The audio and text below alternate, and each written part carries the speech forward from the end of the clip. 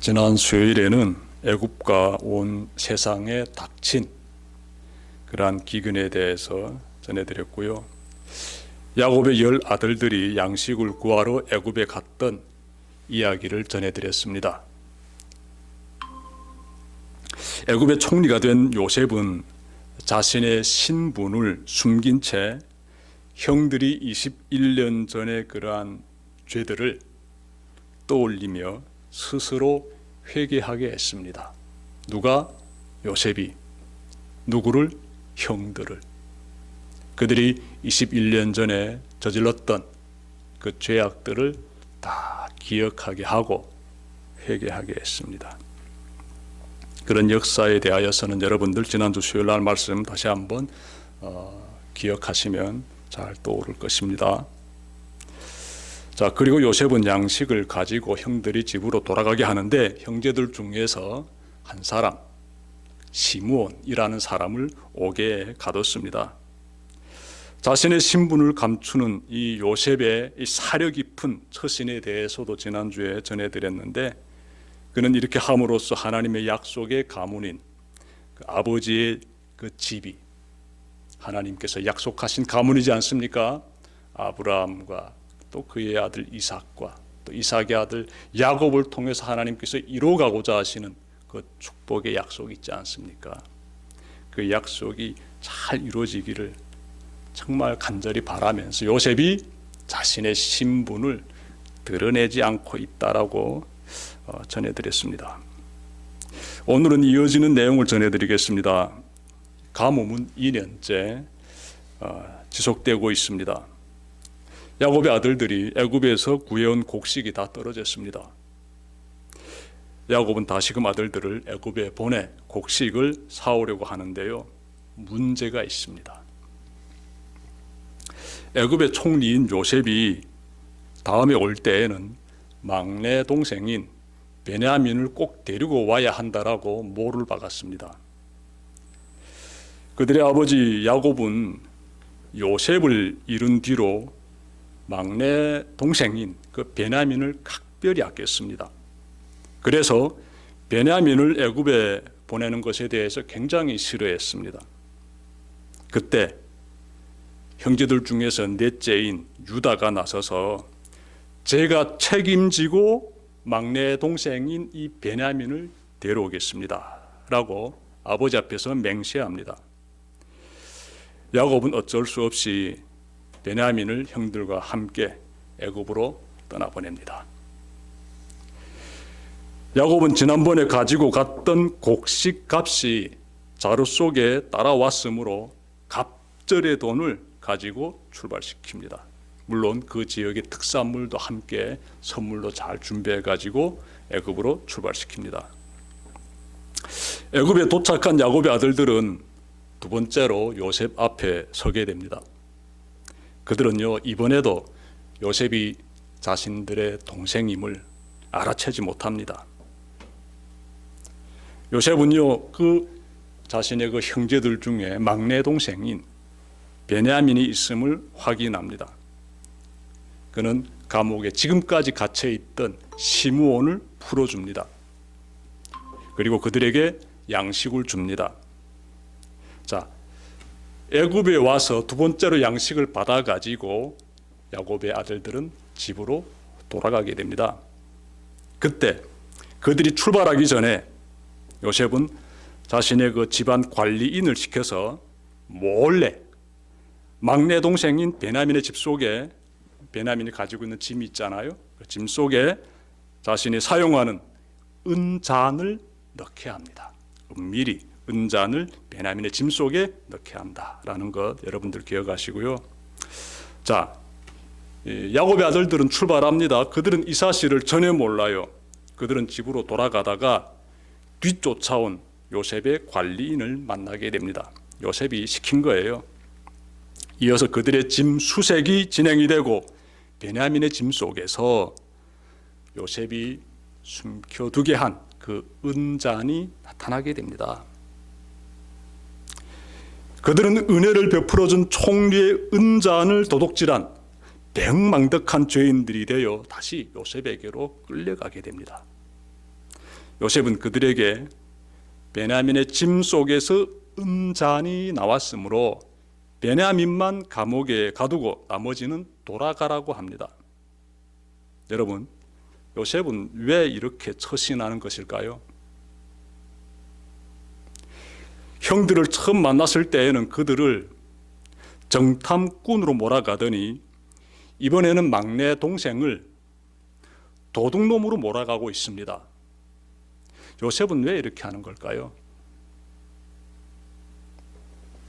요셉은 형들의 마음을 시험하고 있습니다. 22년 전 자신을 노예로까지 팔아버릴 정도로 시기와 미움으로 가득 찼던 그러한 형들의 마음이 지금도 여전한지 살피고자 하는 것입니다. 확인하고 싶었던 것이지요. 자, 그때 이 베냐민을 지금 감옥에 가두고자 하는 이러한 상황 가운데서 유다가 나섭니다. 유다가 이렇게 말합니다. 아버지의 생명과 아이의 생명이 서로 하나로 묶여 있거늘 이제 내가 주의 종 우리 아버지에게 돌아갈 때에 아이가 우리와 함께 가지 아니하면 아버지가 아이의 없음을 보고 죽으리니 이같이 되면 종들이 주의 종 우리 아버지가 흰 머리로 슬퍼하며 수월로 내려가게 함이니이다. 주의 종이 내 아버지에게 아이를 담보하기를 내가 이를 아버지께로 데리고 돌아오지 아니하면 영영히 아버지께 죄짐을 지리이다 하였사오니 이제 주의 종으로 그 아이를 대신하여 머물러 있어 내 주의 종이 되게 하시고 그 아이는 그의 형제들과 함께 올려보내소서. 간단히 말하면 이 야곱의 아들들 중에서 이 유다가 나서 가지고 내가 대신 베냐민 대신 내가 감옥에 갇히겠습니다. 그러니 저 베냐민은 제발 건드리지 말아 주십시오 라고 말하는 거예요. 유다가 베냐민 대신 희생하겠다고 자진하여 나서자 요셉이 큰 감동을 받게 됩니다. 정말 감동에 북받쳐 가지고요, 그곳에 있는 애굽 사람들을 다 자리를 비우게 합니다. 다 내보냅니다. 그리고 큰 소리로 울음을 터뜨리면서 형들 앞에서 그리고 베냐민 앞에서 자신이 요셉임을 밝힙니다. 나는 요셉이라고, 아버지는 아직도 살아계십니까? 라면서 아버지의 안부를 묻습니다. 형들은 깜짝 놀라가지고 아무 말도 못합니다. 자신들이 죽음으로 떠민 동생이 살아있을 뿐만 아니라 애굽의 총리가 되어 이렇게 탁 서 있으니 얼마나 놀랍고 그리고 근심으로 꽉 차올랐겠습니까? 요셉은 그들을요 가까이 부른 다음에 이렇게 말합니다. 나는 당신들의 아우 요셉이니 당신들이 애굽에 판 자라. 당신들이 나를 이곳에 팔았다고 해서 근심하지 마소서, 한탄하지 마소서. 하나님이 생명을 구원하시려고 나를 당신들보다 먼저 보내셨나이다. 오늘 본문인 4절 하반부와 5절까지의 이 말씀이 기록되어 있지요. 요셉은 원수 같았던 형들을 다 용서해주고 있습니다. 다 용서해주고 있어요. 그들에게 책망 한마디도 하지 않고 있습니다.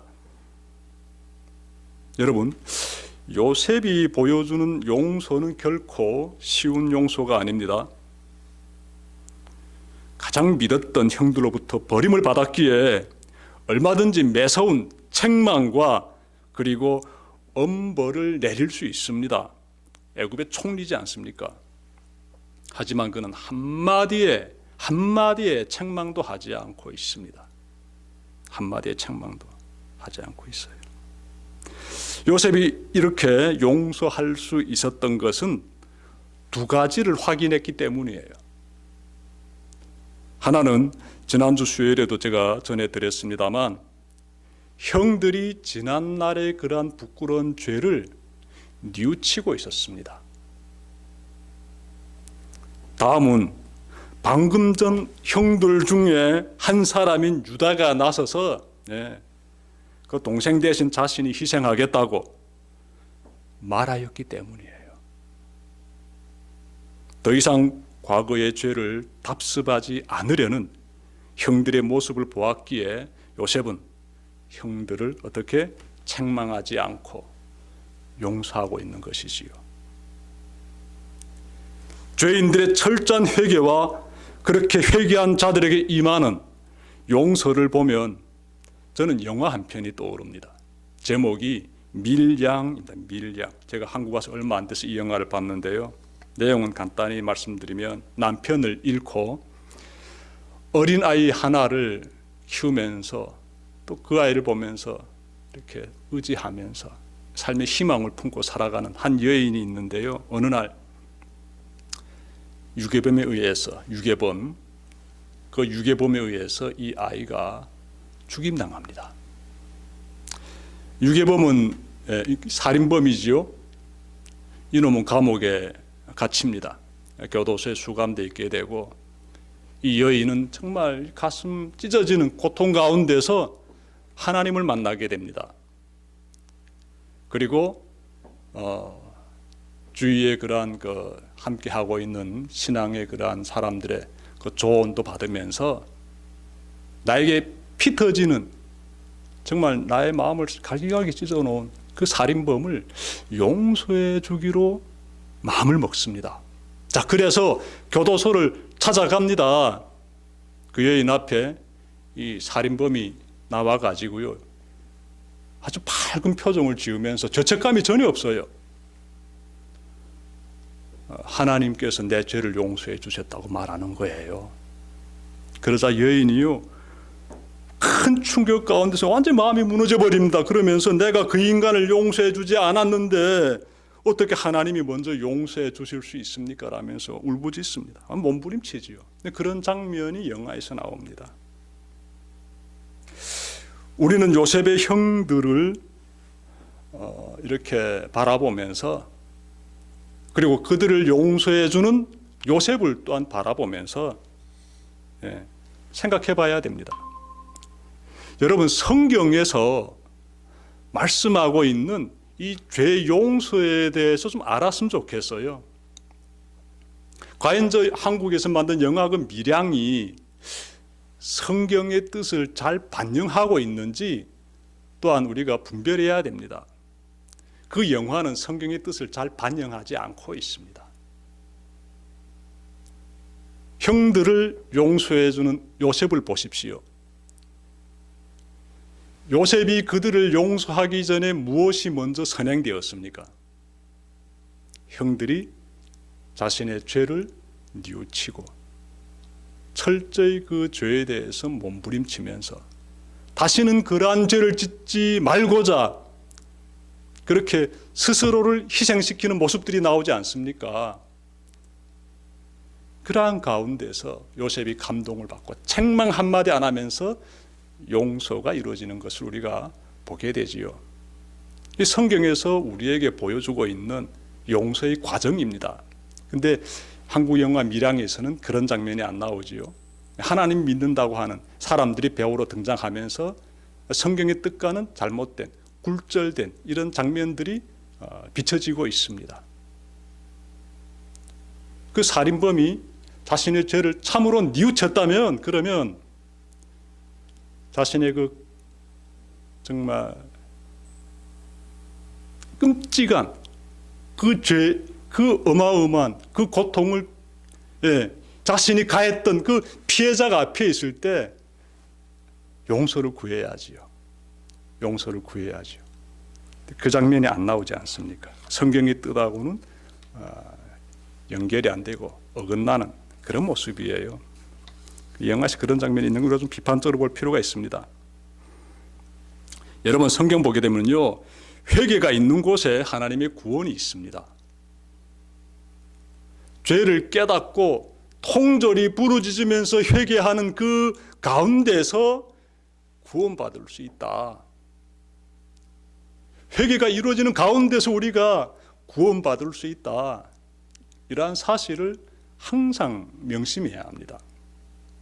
마태복음 5장 23절부터 24절에서 예수님께서 이렇게 말씀하세요. 그러므로 예물을 제단에 드리려다가 거기서 내 형제에게 원망 들을 만한 일이 있는 것이 생각나거든 예물을 제단 앞에 두고 먼저 가서 형제와 화목하고 그 후에 와서 예물을 드려라. 하나님께 나와서 예배를 드리기 전에 내가 누군가에게 피해를 줬다면, 잘못을 저질렀다면, 그러면 먼저 무엇을 해라? 나로 인해서 애통해야 하는, 나로 인해서 피해받아가지고 고통스러워하는 그 사람에게 찾아가서 용서를 먼저 구해라는 것이에요. 내 잘못했습니다라고 용서해달라고. 그 다음에 나와서 예배 드리라 라는 것이지요. 여러분이 누군가에게 말이나 행동으로 피해를 입혔다면 반드시 그 사람에게 꼭 찾아가서 먼저 사과를 하시길 바랍니다. 나는 하나님께 회개하였으니 그 사람에게 굳이 찾아가서 회개하지 않아도 돼, 제 용서를 구하지 않아도 돼, 이런 생각하시면 절대로 안 됩니다. 그리고 자신이 지은 죄에 대해서는요, 야곱의 아들들처럼 철저히 책임지려는 마음을 꼭 가져야 합니다. 그 가운데 용서가 임합니다. 여기서 좀 더 깊이 살펴보면 죄인들이 자신의 죄를 고백하지 않았음에도 불구하고 그들이 죄를 용서해 주는 장면이 성경에서 나옵니다. 누가복음 23장 34절에서 예수님은 십자가에서 자신을 못 박은 자들을 위해서 하나님께 기도를 드립니다. 아버지, 저들을 사하여 주십시오. 용서해 주십시오라고 예수님께서 지금 기도드리는 것이지요. 아버지, 저들을 사하여 주십시오. 자기들이 하는 것을 알지 못함이니이다. 어마어마한 죄악을 저지르고 있는 저들을 바라보면서 저들은 아직까지 자신들의 죄를 깨닫지 못하고 자신들의 그 완악한 죄악에 대하여서 회개하지도 않고 있는데 예수님께서 십자가 위에서 먼저 그들의 죄를 용서해 달라고 하나님께 간구드리고 있습니다. 예수님께서 죄인들의 회개, 가해자들의 죄 고백이 있기 전에 하나님께서 그 죄악을 먼저 용서해 주시는 그러한 은혜로운 장면, 여러분들 마음에 잘 새기시길 바랍니다. 십자가에서 하나님의 크신 자비로우심을 깨달은 이 사도 바울은 로마서 5장 8절에서 이렇게 기록했습니다. 우리가 아직 죄인 되었을 때에 그리스도께서 우리를 위하여 죽으심으로 하나님께서 우리에 대한 자기의 사랑을 확증하셨느니라. 우리가 아직 죄인 상태에 있을 때 십자가 그 사랑으로서 하나님께서 우리를 덮어주셨다라는 것이지요. 하나님은 자비와 은혜입니다. 우리를 용서해 주시고 품어주시는 얼마나 어마어마한 한량없는 은혜입니까? 자, 다시 본문 말씀으로 돌아가면 요셉은 형들에게 하나님께서 생명을 구원하시기 위해 나를 애굽으로 보내셨다라고 말합니다. 요셉은 형들이 듣기 좋으라고 이렇게 말한 것이 아니에요. 형들이 듣기 좋으라고 이런 말 한 것이 아닙니다. 요셉은 자신이 애굽에 팔려온 것도, 억울한 누명을 쓰고 감옥에 갇힌 것도, 지금 총리의 자리까지 오르게 된 것도 다 하나님의 계획 가운데 있었음을 진심으로 깊이 깨달았던 것이에요. 그는 모진 시련 속에서 하나님께서 나와 함께 하심을 깊이 깨달았던 것이죠. 그리하였기에 형들에게 나를 이곳으로 보내신 분은 형들이 아닌 하나님이십니다 라고 고백할 수 있었던 것이지요. 정말 이 말은 하나님을 향한 요셉의 너무나 귀한 신앙의 고백이 아닐 수 없습니다.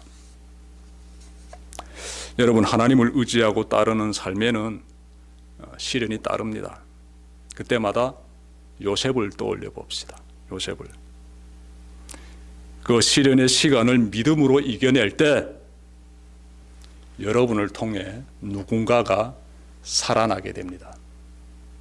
다시 말씀드릴까요? 예수 믿고 있는 여러분이 어려운 시간을 믿음으로 굳건하게, 담대하게, 멋있게 걸어갈 때 그 모습을 보면서 불신자들이 예수를 믿게 되지요. 죽을 수밖에 없는 그 영혼들이 영원한 생명을 얻게 되지요.